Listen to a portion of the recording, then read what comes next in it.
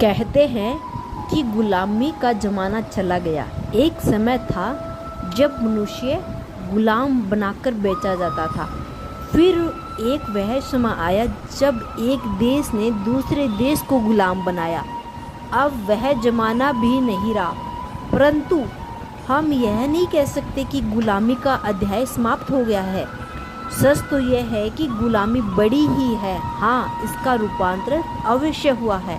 इस संसार में पहला श्वास लेने के समय से लेकर आखिरी श्वास लेने के समय तक हमारे विचारों में तो गुलामी की ही बेड़ियां हाथों और पाँवों को ही नहीं, आत्मन को जकड़े हुए हैं। जब से ही मनुष्य अपने पूर्व कर्मों और संस्कारों की बेड़ियां पहने हुए होता है, और जैसे जैसे वह आगे बढ़ता है वैसे वैसे वह आदतों का भी गुलाम बढ़ता जाता है।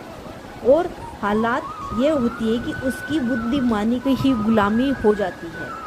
आज कोई व्यक्ति सिगरेट पीता है तो उस आदत का वह इतना गुलाम हो चुका है कि 5.25 फुट का आदमी होकर भी 4.25 इंच की सिगरेट की गुलामी से छुटकारा नहीं पा सकता।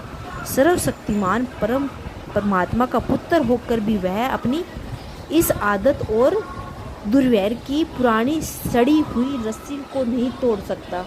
गोया इंसान होकर भी वह हैवान की तरह एक नहीं, कई खूंटियों से बंधा हुआ है। सिगरेट के कस लगाकर अपनी नाक और सांस की नली को बिरला मील के धुएं की चिमनी बनाने में उसको कोई ऐतराज़ नहीं। फेफड़े जले तो जले, पर इसे मन चले का मन अपनी चाल चले। इस विधि वह अपना सब कुछ लुटाने को तैयार रहता है। कोई व्यक्ति अपनी नोक झोंक टोका टोकी की आदत से नहीं छूट सकता।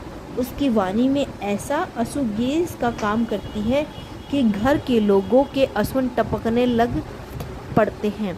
वह ऐसे क्लोरोफार्म का काम करती है कि लोग मूर्छित हो जाते हैं, काम छोड़कर बैठ जाते हैं, और हर दिन रसोई में आग जले न जले अनबन की आग जलाकर वह अपनी बातों की सड़ी सी खिचड़ी बनाया करते हैं। अब परमात्मा का अवतरण हुआ है। अब पुरानी आदतों को छोड़ने की वेला आई है।